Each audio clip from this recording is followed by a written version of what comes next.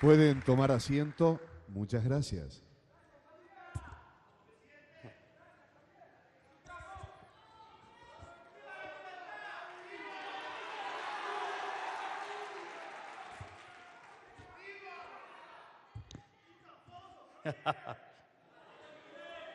¿No hay uno con más marchas? Hola a todos.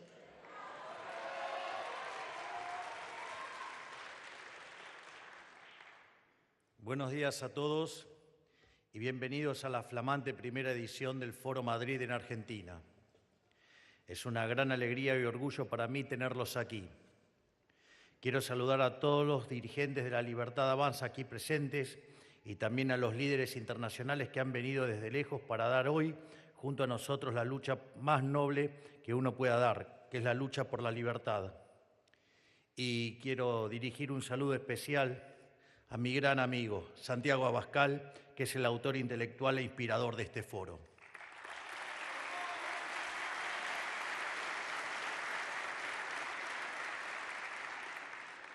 Hoy voy a hablarles de dos fenómenos que, si bien son especialmente relevantes para nuestro país, se pueden observar también en los principales países del mundo occidental.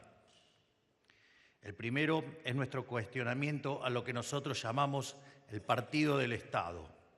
Esas estructuras políticas que, independientemente de qué sello partidario utilicen, rechazan el modelo de la libertad, porque su mera subsistencia depende de ello, que no es otra cosa que lo que en la Argentina se ha popularizado como la casta. El segundo, y como advertencia al mundo que nos está mirando, es sobre por qué es tan difícil salir del abismo sin fondo que es el socialismo. Muchas veces digo que en algún sentido los argentinos somos profetas de un futuro apocalíptico que nosotros ya vivimos, pero que el resto de Occidente aún tiene por delante. Lo digo porque, como lamentablemente en los países líderes del mundo libre, se vuelve cada vez más populares las ideas que hundieron a la Argentina en la miseria. Y se olvidan o se cuestionan precisamente las ideas y valores que impulsaron el indiscutible desarrollo global de los últimos 250 años. Esto hay que repetirlo hasta el hartazgo porque mucha gente lo menosprecia. Los últimos 250 años fuimos testigos de la hazaña civilizatoria más importante de la historia humana. Y este proceso fue posible principalmente gracias al desarrollo del capitalismo de libre empresa a lo largo y a lo ancho del mundo, que apuntaló a la humanidad en lo económico, en lo social, en lo científico, en lo cultural y en todas las dimensiones de la vida humana. O sea, este periodo de expansión de la vida humana fue posible porque se cultivaron, se respetaron e incluso, cuando hizo falta, se defendieron con uñas y dientes los tres derechos fundamentales del ser humano: el derecho a la vida, a la libertad y a la propiedad.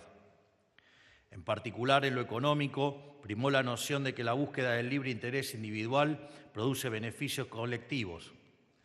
Adam Smith Dixit.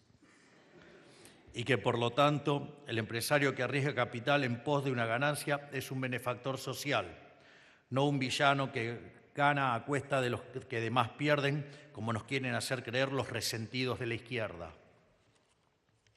Durante 250 años, el capitalismo de libre mercado, regido por este simple principio, hizo milagros en el mundo.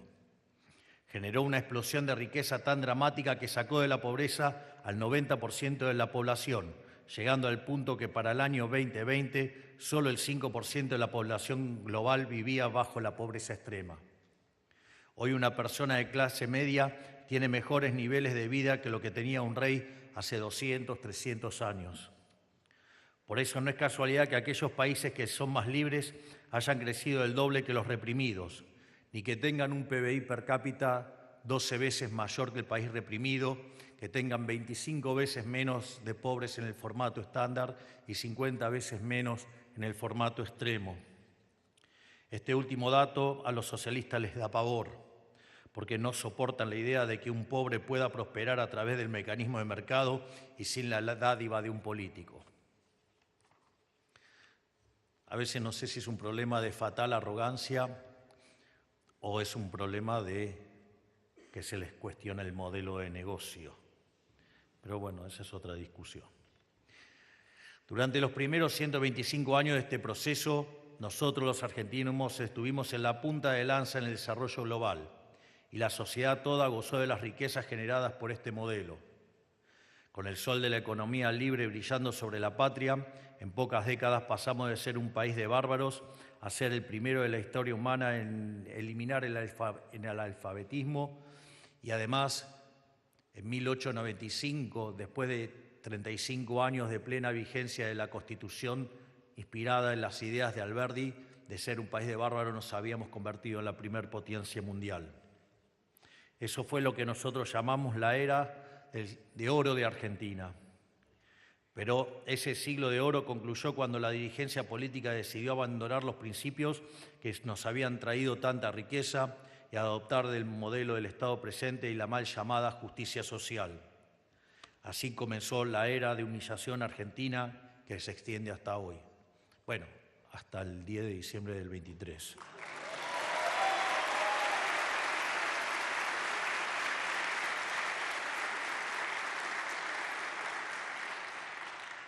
En nombre de la justicia y la igualdad, tuvimos un Estado omnipresente, controlador y opresivo que se arrogó el derecho de robarle a uno para darles a otros, de acuerdo al capricho del burócrata de turno.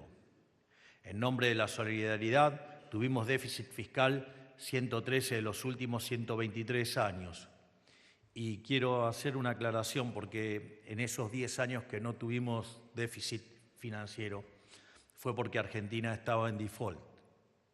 Por lo tanto, algunos que menosprecian, cuestionan o minimizan algo que no se pudo hacer en 123 años, nosotros lo logramos en el primer mes de gestión. Y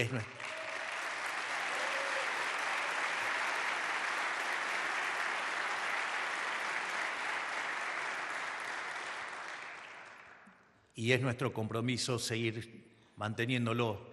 Y de hecho, próximamente estaré yendo al Congreso de la Nación Argentina a exponer lo que son las bases del déficit cero para terminar de una vez con este cáncer que es el déficit fiscal, las crisis fiscales y el desastre macroeconómico que ha hundido a la Argentina en la pobreza.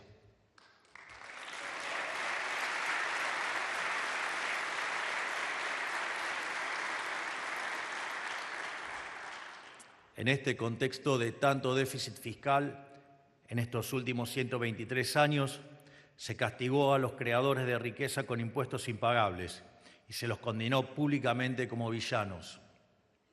Como no alcanzaron los impuestos para financiar el déficit, se tomó deuda que rápidamente también se volvió impagable. Y cuando ya nadie nos quería prestar, porque nos habíamos convertido en el mayor defaultador serial de la historia moderna, comenzaron a imprimir dinero de manera indiscriminada. Y el mismo ciclo inició y culminó una decena de veces, castigando a la sociedad mientras los políticos y sus amigos se hacían cada vez más ricos. O los familiares.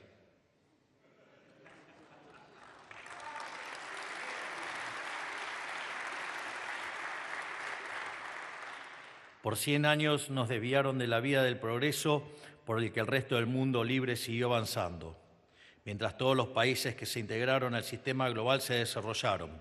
Nosotros tiramos a la basura la posición de privilegio de la que partíamos, dilapidamos el stock que nos costó tanto acumular y pasamos de tener el PBI per cápita más alto del mundo a ser una nación donde hoy tiene el 60% de la población pobre. Y todo esto se hizo con un solo objetivo: transferir riqueza de la sociedad toda a los políticos de turno y su clientela. Eso es lo que denominamos el partido del Estado. Para entender de qué hablo cuando me refiero al partido del Estado, tenemos que separar a la población en dos grandes grupos: los pagadores de impuestos y los consumidores de impuestos. Entre los consumidores de impuestos se encuentran obviamente las ratas del poder, que en vez de ver en la política como vocación de servicio, ven una caja a la que parasitar de por vida y un medio para enquistar a su familia en el Estado como si fuera un título nobiliario, el Estado como un botín de guerra. Es curioso, por no decir indignante, porque resulta que los mismos que en la televisión se pelean como si fueran perros y gatos, en el Congreso terminan siempre votando juntos cuando se trata de joder a la sociedad. Y vaya que ustedes lo ven en el Parlamento Europeo.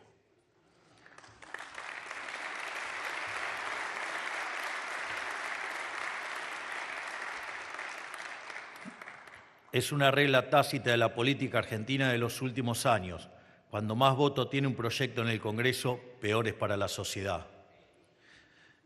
Pero el problema no se detiene en ellos, sino que abarca a todos los que reciben plata y favores del Estado, como contraprestación por defender con uñas y dientes el statu quo en lugar de defender los intereses de la población, que es la que realmente llega y paga, digamos, con sus impuestos. El partido del Estado no se agota en los políticos y en los contratistas. Es decir, no solo es la casta política, sino que también son los empresarios prebendarios. Pero no, claramente que la casta no termina ahí. En esta larga lista podemos encontrar a los periodistas y a los medios de comunicación, que hoy son poco más que un servicio de propaganda en venta al mejor postor. Podemos encontrar a los sindicalistas que entregan a los trabajadores a cambio de prebendas, a los gerentes de la pobreza, quienes administran asistencia social de los más vulnerables y los obligan a marchar contra sus propios intereses bajo la amenaza de cortarles el plan, o los supuestos científicos e intelectuales que creen tener una titulación académica los vuelve seres superiores y por ende todos debemos subsidiarles la vocación. Si tan útiles creen que son sus investigaciones, los invito a salir al mercado como cualquier hijo del vecino. Investiguen, publiquen un libro y vean si la gente le interesa o no, en lugar de esconderse canallescamente detrás de la fuerza coactiva del Estado. También podemos hablar de los artistas amigos del régimen, que reciben cuantiosas sumas de dinero para ir a dar recitales para 30 personas y sacarse fotos con el intendente y el gobernador. Muy interesante, días atrás, el cantante de Los Ratones Paranoicos, Juanse, señalaba que si bien él originalmente tenía una posición favorable al Estado, había visto que las cosas, algo había que estaba oliendo podrido, porque decía, no puede ser que vayas a dar un recital a Caleta Olivia con 50 personas y cobres como si estuvieras llenando el Madison Square Garden. Entonces, en ese sentido, me parece que hay que ver cuándo, digamos, las retribuciones que están cobrando esos artistas las pueden validar a mercado, porque si no, claramente es una estafa. Lógicamente, como parte de su circo irrisorio, tienen que recurrir a sofismas del estilo de que esos recitales son gratis, pero como aprendimos de Milton Friedman, no hay tal cosa como un almuerzo gratis.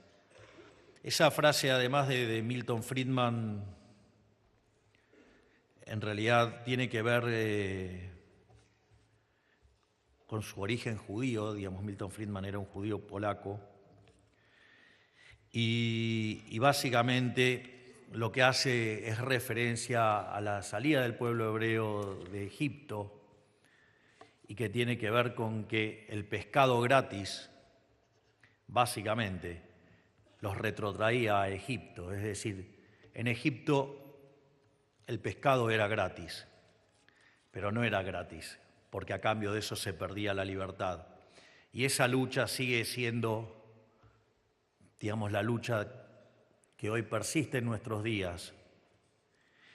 Y también es importante conocer sobre lo que fue esa lucha del pueblo hebreo saliendo de Egipto, porque hay una parte que no muchos tienen conocimiento, donde uno cree que cuando el pueblo hebreo dejó Egipto salieron todos. Lamentablemente no fue así. Como dice la Torá, 1 de cada 5. Por lo tanto, quiero que sepan que ustedes pertenecen al grupo de valientes del 20% que tiene y pone lo que tiene que poner para abrazar la idea de la libertad, y que aún los propios pueden estar tirando en contra de lo que uno está buscando, que es la libertad.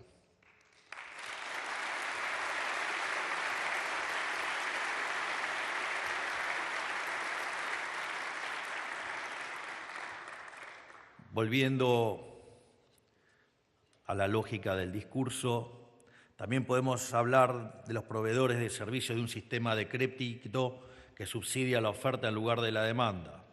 De esta manera, lo único que se logra es destrozar por completo la competencia, garantizando monopolios de amigos que brindan servicios de calidad paupérrima sin temor alguno a perder su clientela. Son muchos los mecanismos mediante los cuales se terminó montando una especie de apartheid democrático, en el que los políticos, sus amigos, socios, proveedores y clientes viven vidas paralelas al común de la sociedad, ajenos a la mayoría de sus problemas y gozando de los múltiples privilegios que disfrazan de derechos. Y todo esto a expensas del sudor y la obediencia de los ciudadanos desamparados, que no tenían una silla en la mesa del poder y tienen que financiar mediante coacción una fiesta a la que nunca fueron invitados. Tiene que entenderse de una vez que el sistema de privilegios de la política y el empobrecimiento del resto de la sociedad son las dos caras de la misma moneda. Este sistema de apartheid mostró su cara más grotesca durante la pandemia, que dejó a la gente sin trabajo y a los chicos sin estudio por más de un año, mientras los políticos que se llenaban la boca hablando de salvar vidas se robaron las vacunas para sus amigos. Imagínense lo que vale la vida de estas personas para esta gente, acá en Argentina y en todo el mundo, con el agravante que días atrás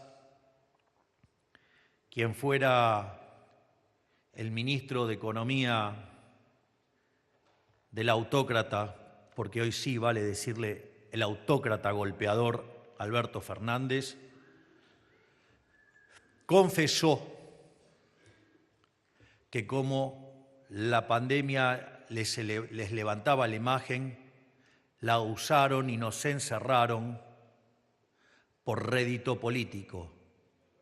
Y tranquilo, dale con todo, me encanta.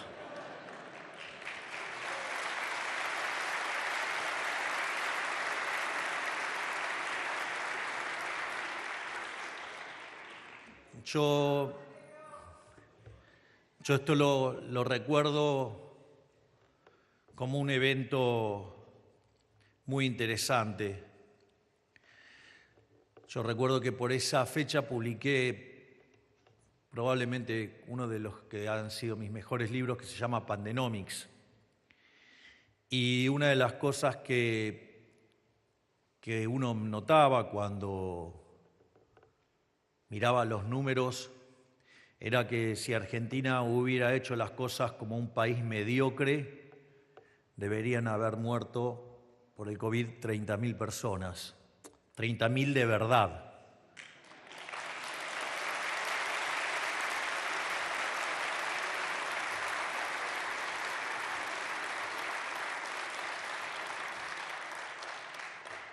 Sin embargo, esa cuarentena criminal, se terminó llevando 110.000 personas por encima de lo que hubiera sido lo normal. Es decir, murieron 140.000 personas, pero 110.000 fueron responsabilidad de un gobierno criminal. Un gobierno que, cuando se le señalaba lo que estaba ocurriendo, mandaba a sus esbirros mediáticos, a esos periodistas pauteros, corruptos, ensobrados, a perseguir a todos aquellos que criticábamos la cuarentena. Se jactaban de ser un gobierno de científico y desde ese púlpito acusaban a todo el mundo, profesionales de la salud cómplices. Algún día alguien va a estudiar o analizar en Argentina por qué, si en todo el mundo la solución para atacar a una epidemia era testear, ¿por qué en Argentina se testeaba tan poco? Sin lugar a dudas, pero yo soy poder ejecutivo, no poder judicial, muchachos.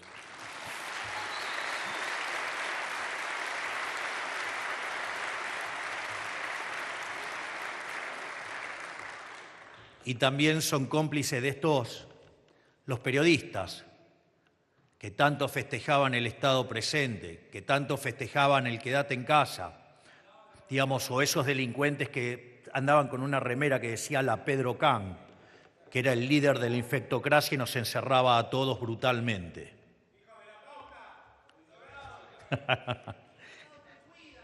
Sí, así nos dejó. Por lo tanto, ese partido del Estado tuvo el año pasado en Argentina a su candidato más deseado, sin lugar a dudas. No sé si recuerdan, pero en el balotaje del año pasado no hubo una sola organización social, sindicato, cámara empresaria, ONG, asociación civil o actor corporativo de relevancia que no saliera a pedir el voto por Sergio Massa. La AFA y decenas de clubes pidieron el voto por Massa, los radicales pidieron el voto por Massa, hasta la bendita sociedad rural lo apoyó. Ni que hablar de esos periodistas que llamaban a votar en blanco en el balotaje o no ir, ¿no? Que era la forma de ser cómplices. Y ni que hablar de aquellos que presagiaban una victoria abultada, contundente e irrebatible de Massa. No les salió.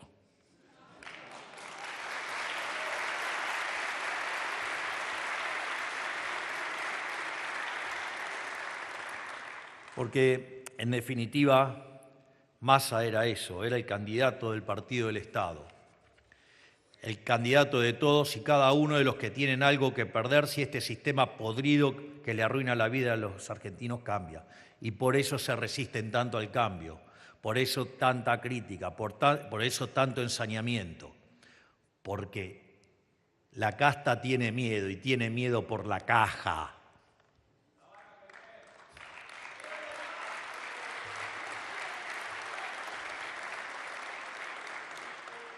Pero también ese candidato era el candidato de los cobardes, que preferían una servidumbre tranquila antes que una libertad peligrosa, que seguramente les iría mejor con el modelo de la libertad, pero fueron paralizados por el riesgo que siempre conlleva el cambio. Bueno, sí, claro. Bueno, el resto es historia conocida. El 19 de noviembre, más de 14,5 millones de hombres y mujeres libres derrotaron al Partido del Estado y sus aliados y eligieron dejar atrás el modelo que les había arruinado la vida para asumir el riesgo de la libertad, incluso sabiendo muy bien lo duro que iba a ser la transición en términos económicos, porque nosotros siempre le dijimos la verdad. Si hay algo que me pueden achacar es que siempre digo lo que pienso y a los efectos prácticos verán que siempre hago lo que digo. Es decir, mi palabra se cumple.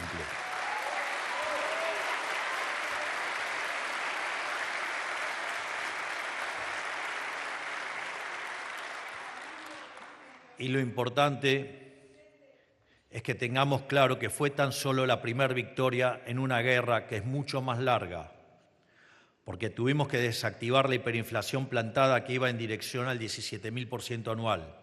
Tuvimos que sanear el balance de un banco central destrozado que estaba avanzado sobre los depósitos de la gente, equilibrar un déficit fiscal consolidado de 15 puntos del PBI y darle respuesta a un cuadro de deuda leonino todo al mismo tiempo.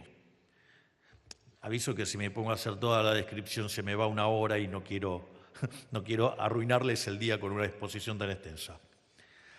Porque a través del DNU 70, la ley base e infinitas medidas cotidianas, estamos llevando a cabo las reformas estructurales en materia fiscal, tributaria, laboral, burocrática y desde regulación económica más grande de la historia, sin las cuales no podría haber recuperación económica posible.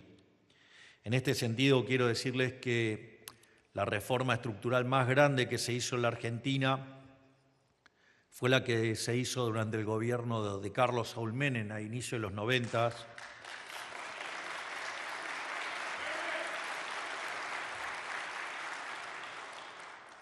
Y la reforma que nosotros hemos puesto en la cancha y que está en funcionamiento entre la ley bases y el DNU 70 es 8 veces más grande que esa reforma.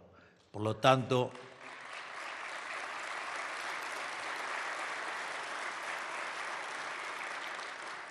no solo que estamos haciendo la reforma estructural más grande de la historia argentina en menos de 9 meses, sino que además lo hemos hecho con el 15% de la Cámara de Diputados y con 10% de la Cámara de Senadores.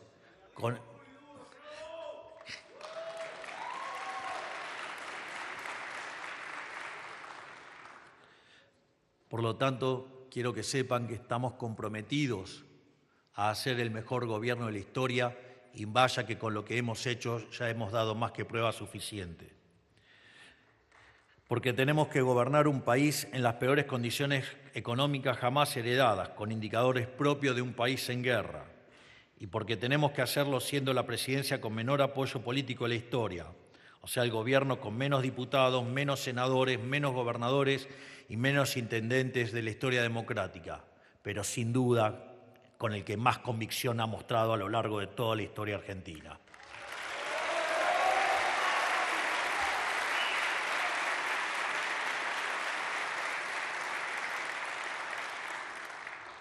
Y hoy, habiendo controlado la inflación, ya que se encuentra en un sendero descendente, habiendo frenado el dólar, habiendo logrado el superávit fiscal y comercial sostenido por primera vez en 20 años y habiendo atraído inversiones por más de 50.000 millones de dólares, lo estamos haciendo. Habiendo hecho todo esto, aún así la gran mayoría de la política, del periodismo, las asociaciones civiles y demás actores corporativos ponen el grito en el cielo y nos llaman insensibles y crueles, y lo hacen en nombre de los pobres, mientras al mismo tiempo ponen palos en la rueda deseando que todo estalle. Pareciera que no supieran que el mejor programa social de asistencia a los más vulnerables es exterminar la inflación. Y los que acusan justamente son los fracasados hiperinflacionarios que destrozaron la moneda en el país.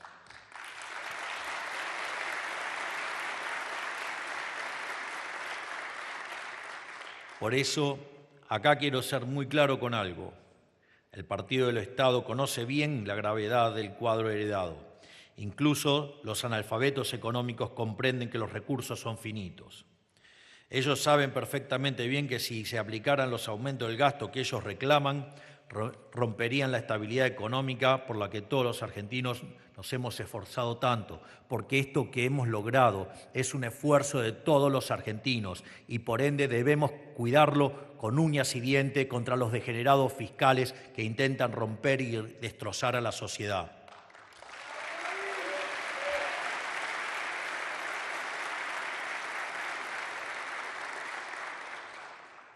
Así que no se confundan. A ellos les importa un pepino los jubilados y la educación pública. Solo les interesan sus negocios con la política y la casta política. De hecho, se los hago. Los degenerados fiscales están dispuestos a quebrar al Estado y que 10 millones de argentinos más caigan en la pobreza y la miseria, con tal de sumar unos puntitos con discursos lindos en el recinto. Desde acá se les ven los colmillos. Y ahora cuando discutimos el presupuesto va a pasar lo mismo. Ellos van a hacer lo imposible para que el presupuesto no salga. ¿Por qué? Porque un presupuesto liberal y austero significa el fin de miles de curros. Y como son el partido del Estado, necesitan mantener vivo el modelo del Estado presente porque es lo que les da de comer. No les importa que el costo de sostener ese Estado infantiásico y voraz lo pague la gente con el sudor de su frente. Y les digo más, ellos necesitan que el modelo de la libertad fracase en toda línea. Porque si nos va bien, cuando la actividad repunte y los argentinos de a pie se puedan valer por sus propios medios sin recibir ayuda de la política, ¿qué van a hacer entonces?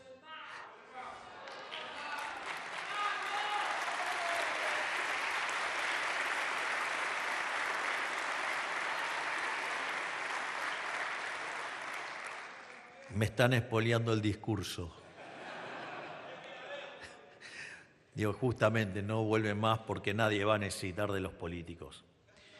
Y no hay nada que les moleste más en la vida a un político que un trabajador que no los necesita. Por eso, el único juego de la oposición es boicotear nuestro programa económico y no les importa cargarse a la gente en el camino. Bueno, ¿saben qué? Vengan.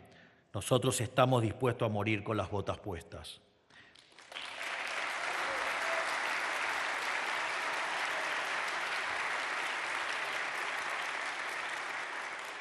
Es más, Si tenemos a toda la política en contra, probablemente estamos haciendo algo bien. En definitiva, mi mensaje al mundo libre es el que nosotros conocemos las consecuencias últimas de a dónde lleva el camino de servidumbre. Lo hemos vivido y padecido durante décadas. Y estamos viviendo hoy, todos los días en carne propia, lo difícil que es salir y retomar la senda de la libertad. Porque la máquina de generar miseria, que es el modelo del Estado presente, se comporta como una gran cofradía de la que tantas personas, partidos, asociaciones y hasta sectores de la vida, enteros de la vida argentina, son parte interesada, que harán lo imposible para que este sistema persista. Coquetear con el socialismo puede parecer gratuito al principio, puede parecer políticamente redituable, pero a la larga siempre genera un monstruo voraz y destructivo. No por nada siempre han sido un fracaso en lo económico, en lo social, en lo cultural, y nunca se olviden que asesinaron a 150 millones de seres humanos. Por eso, como les digo cuando estuve en Madrid hace algunos meses, la batalla cultural no es algo que uno toma o abandona según conveniencia, sino que es un compromiso inalienable que uno tiene que asumir siempre, desde el lugar que le toque. No importa si uno es un laburante, un estudiante, un emprendedor, un conferencista como era yo hasta hace pocos años, o un presidente como me toca ser hoy. Y a mayor nivel de responsabilidad, a mayor nivel de influencia, aún mayor tiene que sentirse el sentido del deber. Es interesante, ¿no? Porque Santiago, con mucha generosidad, describía el impacto internacional que se está generando a partir de lo que hacemos en Argentina y obviamente como líder de este movimiento me toca estar en la primera fila y tener un nivel importante de exposición. Y obviamente que a las ratas inmundas, fracasadas, liliputienses domésticas les molesta profundamente.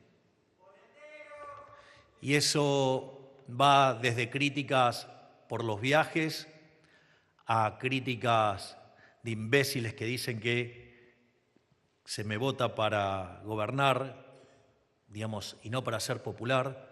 Habría que contarle que la inflación del 17.000 está bajando a niveles del 35 y que si limpian la inflación inducida van a niveles del 5 o 6% anual, o haber logrado el superávit fiscal, digamos, algo que nadie logró en los últimos 123 años, o, digamos, limpiar el balance del Banco Central en 7 meses cuando todo el mundo creía que era imposible, o hacer la reforma estructural más grande de la historia.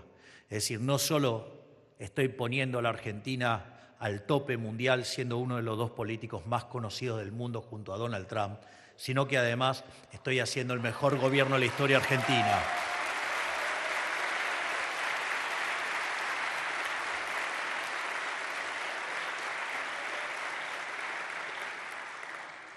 Por lo tanto, como les decía, a mayor nivel de responsabilidad, mayor influencia. Es decir, tienen que alzar cada vez con más fuerza la voz. ¿Por qué? Porque como nuestros adversarios siempre juegan con ventaja, no podemos dar el lujo de relajarnos. Porque tienen su gente metida en todos los niveles de Estado, tienen la fuerza de los sindicatos y de las organizaciones sociales, tienen a los empresarios prebendarios que viven del Estado y los financian, tienen los organismos supranacionales, las ONG, los medios de comunicación, los periodistas pauteros y la industria del entretenimiento. O sea, realmente han construido una hegemonía no solo en Argentina, sino global, con un aparato de propaganda capaz de hacer que la gente se cuestione los hechos más básicos de su propia existencia. Digo, no hay nada más interesante que ver la agenda verde, ¿no? La agenda ecologista, donde si ustedes llevan esa agenda al extremo, digo, para no contaminar el planeta tendrían que directamente eliminar la vida humana. Digo, hay que ser demente para llegar a ese nivel de locura, y todo por ignorancia, porque si entendieran remotamente cómo funciona el sistema de precios, se darían cuenta que la única solución es la libertad y no meter el Estado para arruinarnos la vida. Pero claro, ellos viven de ese negocio del Estado. Y no van a ceder ni un milímetro, se van a aferrar a esa hegemonía a toda costa y van a hacer lo imposible para acumular más y más poder. O sea, no podemos darnos el lujo de relajarnos, porque miremos a nuestro alrededor, más allá y más acá, lo que se está desenvolviendo ante nuestros ojos es una verdadera película de terror. Miremos a Europa, a Gran Bretaña, a Francia, históricos líderes del mundo libre, hoy despedazados por conflictos culturales y sociales recurrentes, donde la respuesta de los gobiernos es la opresión y la censura. Miremos a la dictadura asesina del criminal Maduro en Venezuela, que a esta altura es directamente un cementerio humano, en el que adelantan la Navidad a octubre para tapar que cometieron el fraude electoral más elevado de la historia y donde ahora están metiendo preso a quien ganó las elecciones, mientras que el mundo libre se queda cruzado de brazos.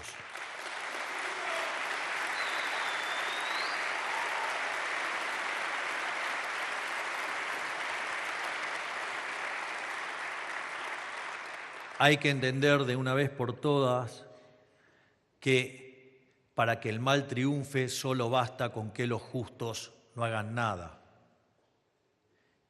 Con esas posiciones tibias, políticamente correctas, o los imbéciles del centrismo bien pensante, lo único que logran es que el zurderío inmundo nos lleve por delante.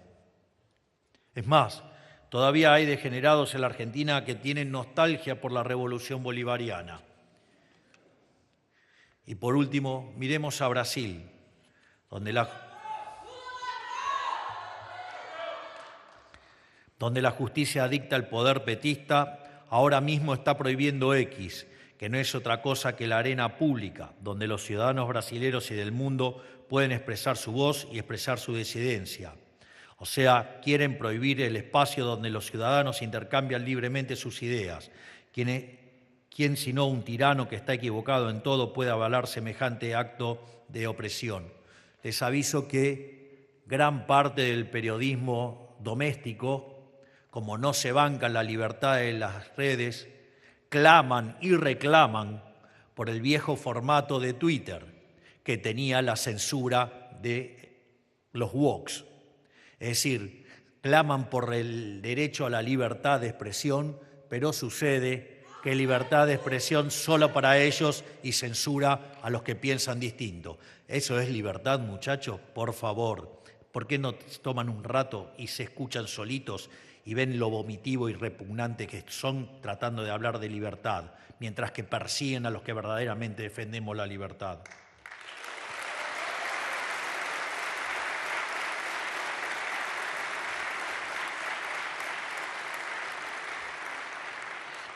Es más, y si a algún caído del catre todavía les sorprende que tantos periodistas, que son los supuestos paladines de la libertad de expresión, defienden semejante guarangada, yo les digo que ahí no hay ninguna sorpresa. Es absolutamente esperable, porque son parte de la corporación política y la casta, digamos, que han empobrecido a los argentinos, por ejemplo. Porque es precisamente la libertad y la horizontalidad de las redes lo que pone en jaque su monopolio de la verdad y derrumba el castillo de naipes que es su relato. Y después son esos mismos caraduras que tratan de tonta a la gente, los que dicen que la libertad de expresión e inclusive la democracia misma está en peligro con gobiernos como el nuestro. ¿Saben por qué lo dicen? Porque nosotros nos animamos a denunciar abiertamente las relaciones carnales desde hace años, hoy entre muchísimos políticos y muchísimos medios y periodistas, o como diríamos en criollo acá en Argentina, porque tienen el culo sucio.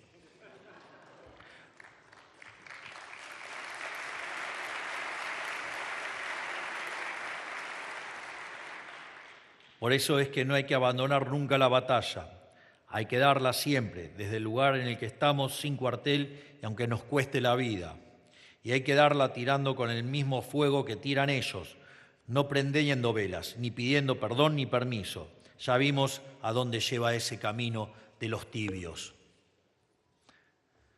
Porque como dicen las Sagradas Escrituras, ellos nos atacan, llenos de insolencia y de impiedad, para exterminarnos a nosotros, a nuestras mujeres y a nuestros hijos, y para apoderarse de nuestros despojos. Nosotros, en cambio, luchamos por nuestra vida y por nuestras costumbres. El cielo los aplastará delante nuestro. No les tengan miedo.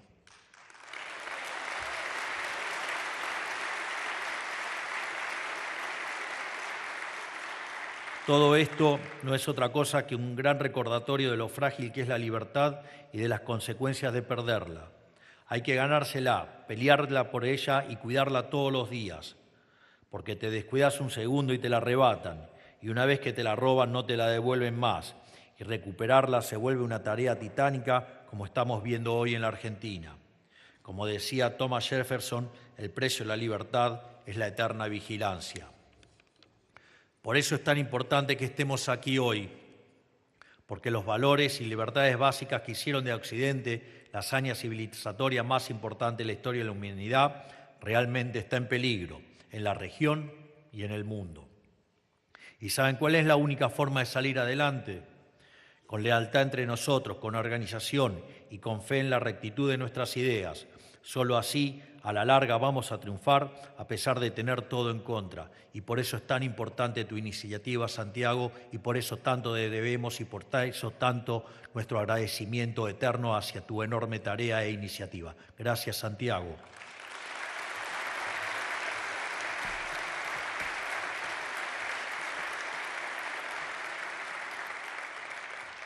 A su vez, esta semana coincide con la Parashá Shofetim, en el calendario de lecturas de las Sagradas Escrituras, y hay dos enseñanzas importantes que nos deja ese texto. La importancia de perseguir la justicia como condición básica para una sociedad civilizada, pero la justicia de verdad, la imparcial, no la mal llamada justicia social que administran con capricho los tiranos. Y a su vez, la noción de que cuando uno sale de la guerra solo podrá tener éxito si va con fe. Aquel que carece de fe tendrá miedo y quien tiene miedo nunca podrá estar a la altura de lo que la lucha demanda. Nadie puede luchar bien si no tiene fe. Y vaya que nosotros sí la tenemos y vamos a dar la batalla y además la estamos ganando.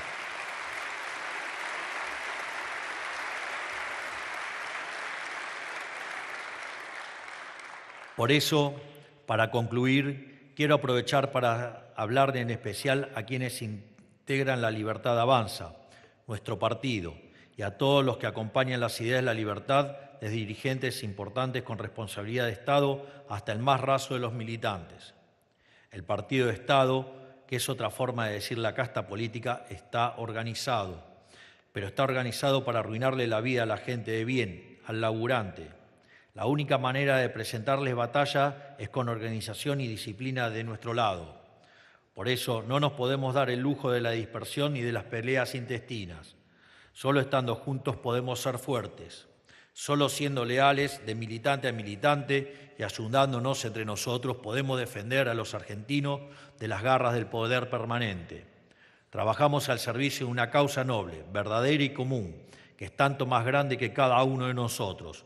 Una causa por la que vale la pena dejar la vida. Solo abandonando nuestras aspiraciones personales podemos estar a la altura de lo que esta causa nos exige. No hay lugar para ambiciones personales. Solo así podemos ser fieles servidores de los millones de argentinos que confiaron en nosotros. Los millones que tuvieron la valentía de volver a confiar en que tener una vida mejor es posible. No les podemos fallar. Cualquier persona que no comprenda la enorme responsabilidad de pertenecer a este espacio no tiene nada que hacer en La Libertad Avanza.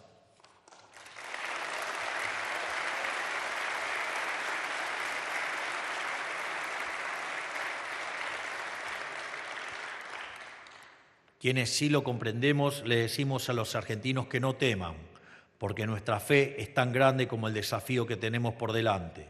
Y porque estamos dispuestos a sacrificarlo todo, a perderlo todo, con tal de dar vuelta a esta página siniestra de la historia.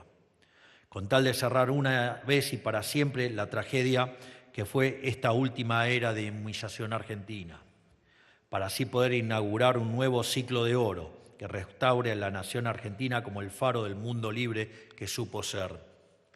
Aunque el partido del Estado haga lo imposible por evitarlo, aunque hagan lo imposible para aferrarse a este modelo que solo trajo miseria, la Argentina será libre.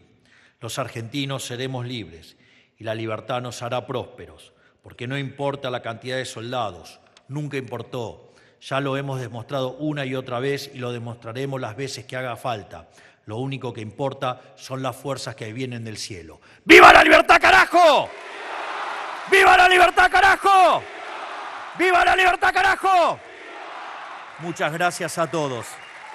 Han sido las palabras del señor presidente de la Nación, doctor Javier Milei.